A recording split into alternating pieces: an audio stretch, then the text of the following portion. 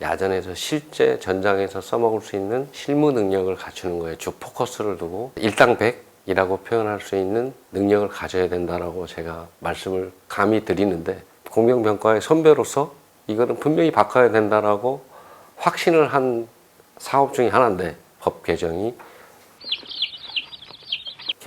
완료가 된 건입니다. 저는 지금 육군공병학교에 제2교육단 공병장비 교육대대에서 전투장비 정비 교관을 임무 수행을 하고 있는 전문 근무 경력관 가군 한태일입니다. 공병학교는 그런 재병협동 전투에 필요로 하는 5대 기능에 입각해서 기동, 대기동, 일반 공병 지원, 생존 지원, 지형정보 지원 등 특기나 직책별로 임무 수행을 하는 그런 교육생들을 교육하는 학교라고 보시면 될 것 같고, 대위지휘 참모 과정에서부터 신임장교 지휘 참모 과정, 준사관 기본, 고급 전문, 그리고 부사관은 고급 리더, 중급 리더, 초급 리더, 그리고 군문 과정까지 해서 총 25개 과정을 하고 있고, 그 외에는 직무보수와 병사들 직책에 맞는 주특기 훈련 교육을 실시하고 있습니다. 제가 교육하는 장비들은 좀 생소할 수도 있는데, 전투장비 정비교관이라고 해서 공병의 전투장비로 되어 있는 자주도화 장비, 그리고 폭발물 탐지 로봇, 야전에서 활발하게 이루어지고 있는 장애물 개척 전차, 교량 전차, 장갑 전투도자, 교량 가설 단정, 이외에도 지뢰 탐지기, 원격 무선 폭파기구 셋, 그런 장비들을 정비하는 교육을 실제로 하고는 있고, 또 이거 교육을 하기 위해서는 기본적인 그 상용 장비에 대한 정비에 대한 내용도 알고 있어야 돼서 정비 교육도 병행해서 지금 실시를 하고 있습니다. 제가 1년에 교육하는 숫자가 제가 세보지는 않았는데 1년에 한 300에서 한 500 사이의 인원을 배출하는 것 같은데, 지금은 약간 숫자가 줄었고, 처음 공병학교에 와서는 1년에 배출되는 인원이 한 500명 이상 이렇게 됐던 것 같습니다. 제가 지금 공병 장비를 운용하고 정비하는 교육에 임하게 된 게 벌써 15년이 되니까, 벌써 그때 당시에 하사로 입대했던 친구들이 빨리 단 예로 치면 지금 올해 준사관 기본반을 교육을 했는데 준위를 달고 지금 저한테 다시 교육을 받는 그런 친구들도 있었습니다. 저희는 일회 전술로 하는 게 아니라 실제 한 명이 여러 사람이 할 수 있는 능력을 가지고 있는 장비를 가지고 어떤 작전이나 임무 수행을 하기 때문에, 그러니까 이제 효율적으로 장비를 운용할 수 있는 친구들을 교육하다 보니까 일당백이라고 표현할 수 있는 능력을 가져야 된다라고 제가 말씀을 감히 드리는데,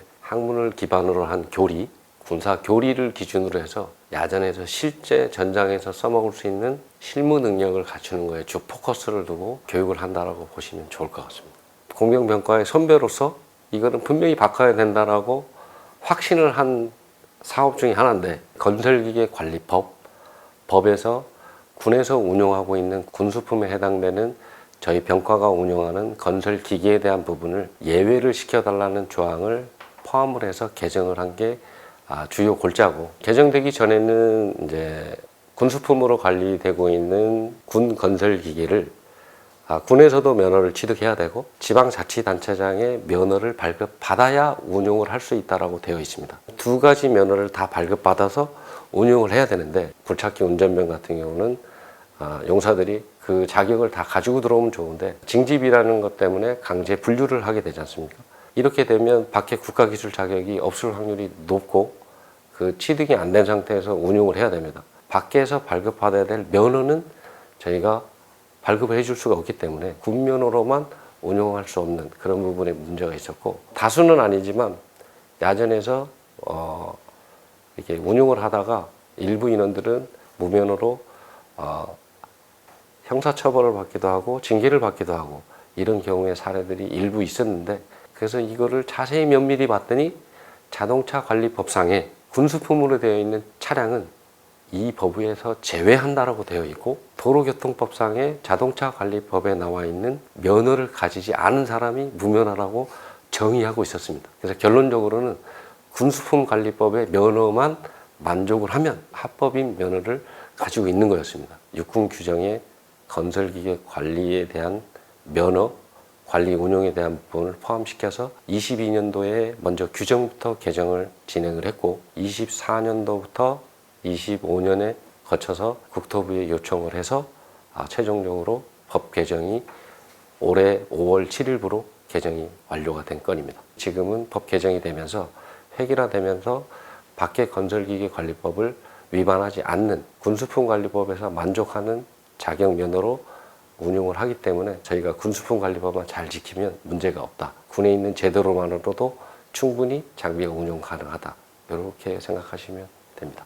육군 같은 경우는 주둔지 내에서 훈련장에서 이렇게 운용을 하지만 국가 재난위기나 풍수해를 입었을 때 저희가 긴급하게 투입이 돼서 대민 지원 활동을 해야 되는 경우들이 발생이 됩니다. 무면허라는 전제로 이 활동을 하게 되면 위축된 활동을 할 수밖에 없고 적극적인 지원이 제한되는 이런 불합리한 요소들이 있어서 군에서만 면허를 취득하면 장비를 운용할 수 있도록 이렇게 체계를 재정립했다고 보시면 좋을 것 같습니다. 그 한 개인이 이걸 해서 너무 무모한 짓을 하는 건 아닌가? 라는 이런 말을 들을 때마다 포기하자 이런 생각을 한 두세 번은 했던 것 같습니다. 제가 법학과를 나온 것도 아니고 법에 대해서 전 잘 모릅니다. 그냥 지켜야 되는 걸로만 알고 있지. 이런 것들을 하다 보니까 군수품관리법, 자동차관리법, 도로교통법, 교통사고특례법, 그리고 손해배상보상법, 국가보상배상법, 이 너무나 많은 법률들을 제가 다 읽어보지 않고는 관리를 하시는 지휘관들한테 설명이 안 되는 부분들입니다. 장황한 이런 설명들이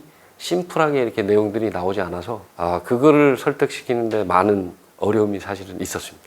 저를 옆에서 지켜보고 있는 친구들은 교관님 아니면 할 사람 없습니다. 군생활 마무리하시기 전까지 이거 하나만 뿌리 뽑고 가도 교관님은 병과를 위해서 뭔가를 하나 그래도 획을 긋고 가신 분이 되지 않겠습니까? 꼭 해주십시오. 그 사람의 한마디로 제가 이거를 놓지 않고 계속 끌고 나갈 수 있게 된 배경이 되겠습니다.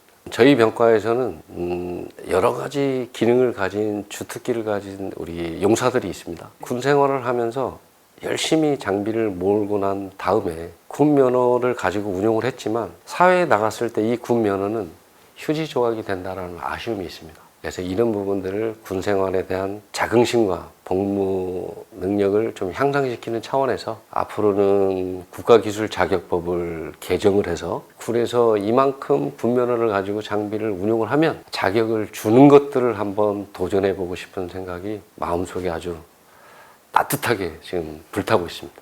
지금 현재도 군을 지원하고 오시는 여러 군인이 되고자 하는 사람들이 있다면 공병을 힘들게만 보지 마시고 중요한 역할을 하고 있는 병과라고 생각하시고 지원하고 와서 같이 근무했으면 좋겠습니다. 제가 마지막으로 하고 싶은 얘기는 공병병과를 여러분들 모두 사랑해 주십시오. 이상입니다.